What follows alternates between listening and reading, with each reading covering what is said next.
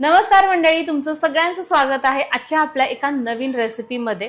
तर तुमच्या सगळ्यांना प्रश्न पडला असेल की आजच्या रेसिपीमध्ये ही कशी काय. तर आज आहे की नाही आपली आषाढी रेसिपी स्पेशल जी काही सिरीज होती ना त्यातली सगळ्यात शेवटची रेसिपी आहे आणि ती म्हणजे साबुदाण्याची खिचडी. आणि तुम्हाला सांगू का, आमच्या घरात आहे ना छान मोकळी सळसळीत साबुदाण्याची खिचडी कोण करत असेल तर ही माझी छोटी जाव. तर त्याच्यामुळे हिच्या हातची ही रेसिपी आज तुम्हाला पाहायला मिळणार आहे. करायची रेसिपीला सुरुवात. चला तर मग रेसिपीला सुरुवात करूयात.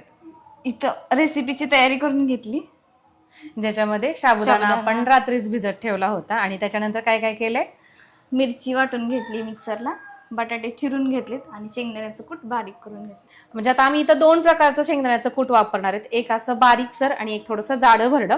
आता इथं बटाटा पण आपण आहे ना कच्चा घेतलेला आहे, हवा असल्यास तुम्ही उकडलेला सुद्धा घेऊ शकता. आणि हिरव्या मिरचीमध्ये सुद्धा आहे ना आम्ही जनरली हिरवी मिरचीच टाकतो. जर तुम्ही उपवासाची लाल चटणी वापरत असाल तर ती घेतली तरीही चालेल. कढईमध्ये तेल टाकून घेऊ. आता इथं आम्ही तेल घेतलेलं आहे, तेलाच्या ऐवजी तुम्ही तूप सुद्धा घेऊ शकता किंवा थोडंसं तेल आणि थोडं तूप सुद्धा वापरू शकता. तेल गरम झालंय, ह्यात बटाटे टाकून घेऊ.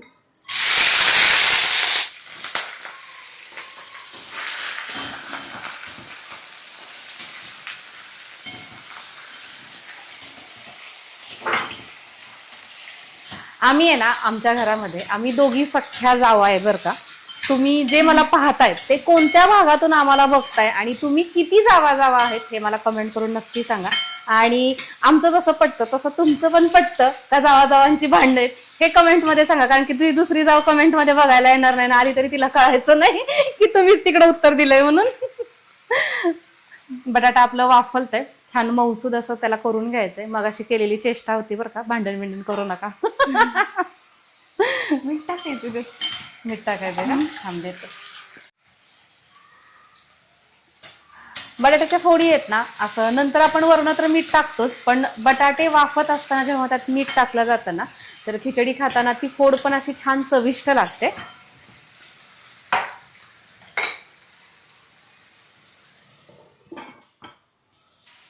तर साधारण एक 3 मिनिट झालेले आहेत आणि तुम्ही बटाटा बघू शकता. बटाटा आहे ना असा खरपूस तळला गेला पाहिजे, माहितीये का, म्हणजे खाताना चव भारी येते. नाहीतर ते उगीच आपलं फक्त वाफलून घ्यायचा नाही. शिजलाय. आता याच्यानंतर काय टाकणार आहे? मिरची. ही मिरची आहे ना आम्ही मिक्सरला फिरवून घेतलेली आहे. तर याच्याऐवजी तुम्ही हिरव्या मिरचीचे तुकडे सुद्धा टाकू शकता. तुकड्यांमुळे काय होतं, थोडीशी कमी तिखट होते. ही अशी वाटून घेतली ना म्हणजे छान मस्त झणझणीत अशी खिचडी होते. पण काय आहे ना, तुकडे ज्यावेळेस तुम्ही करता तर ते आहे ना मग त्यावेळेस तुम्हाला बटाट्याच्या अगोदर तुकडे टाकावे लागतात, म्हणजे ते व्यवस्थित असे तळसले जातात आणि खाताना मग ती हिरवी मिरची अशी करकर लागत नाही. मिरची काही नाही, मिरची 1-1.5 मिनिटच आपल्याला परतवून घ्यायचे. आणि इथं हा साबुदाणा आहे ना कमीत कमी 5 तास तरी भिजणं गरजेचं आहे बरं का. तसं बघायला गेलं तर आपण काय करतो, उद्या जर खिचडी करायची असेल तर आदल्या दिवशी रात्री साबुदाणा भिजत घालतो. तर तशाच पद्धतीनं हा देखील मी भिजवून घेतलेला आहे.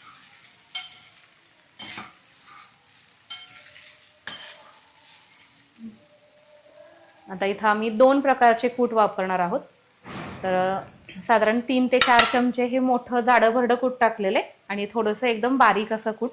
बारीक जे कूट आहे ते साबुदाण्याला चिटकून बसतं आणि जे मोठं आहे ते खाताना असं दाताखाली येतं, त्यामुळे ते छान लागतं. आणि काय सगळ्यात शेवटी मीठ, चवीनुसार मीठ.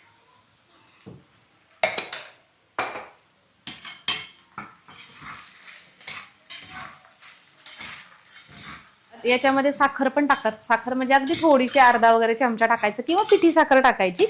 पण आम्ही नाही तसे टाकत, कारण की आम्हाला अशी छान झणझणीतच खिचडी आवडते, तर त्याच्यामुळे साखर नाही टाकत. तुम्ही टाकता? आमच्या आई आहेत ना, जेव्हा त्या असं महिनाभराचे उपवास धरायचे ना तर ते त्यावेळेस काय करायच्या माहितीये का, फक्त साखर टाकून त्या खिचडी खायच्या. अशी छान लागायची. मी 1-2 वेळा त्यांची खाल्ली होती. कूट, शेंगदाणे किंवा बटाटा सगळं टाकायचं. फक्त मिरची ऐवजी आहे ना सगळ्यात वरती अशी अर्धा चमचा साखर टाकायची, तर ती छान गोड खिचडी होते. तुम्हाला तशी खिचडी पाहायची आहे का हे मला सांगा. 10 ते 12 मिनिटं झाले, याला झाकण ठेवून ह्याला एकदा हलवली होती मधनं. तर इथे तुम्ही बघताय अशी मस्त एक ना एक जो साबुदाणा आहे की नाही तो असा ट्रान्सपरंट दिसतोय की नाही.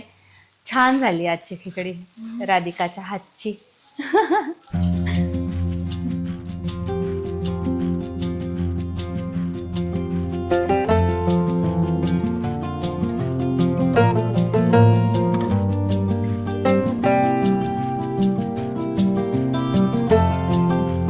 धरा ताई, खिचडी खाऊन बघा.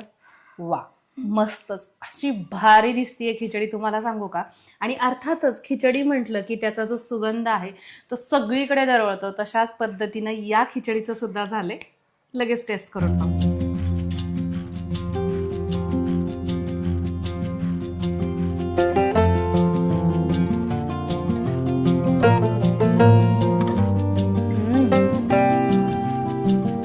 भारी झाली, मस्त चव लागते. तुम्हाला सांगू का, झणझणीत अशी झालेली आहे. माझ्यासारखी खिचडी ह्या एकादशीला करून बघा.